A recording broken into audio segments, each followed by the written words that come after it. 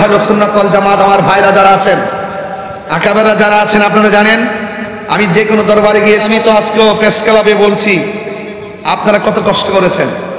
যেহেতু আমি আপনাদের সাথে ছিলাম, আমি দেখেছি আপনারা ঘুমান নাই, আমি দেখেছি আপনাদের পায়ের মধ্যে ঠসা পড়ে গেছে, আমি দেখেছি আপনারা হেলান দিয়ে বসে আছেন, আমি দেখেছি আপনার টাইমের খাবার টাইমে খান নাই।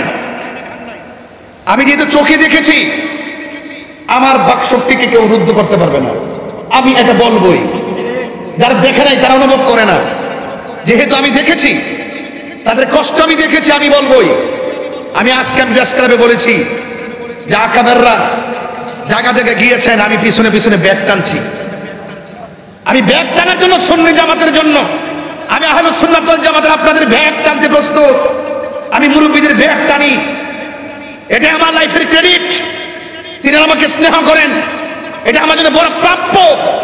এজন্য পায়ে হাত রেখে বলে, যে যে সংগঠন করেন কোন ধরনের সমস্যা নাই, আমরা যেই সিদ্ধান্ত নিব ঐক্যবদ্ধভাবে সিদ্ধান্ত নিব, যেই দিকে যাব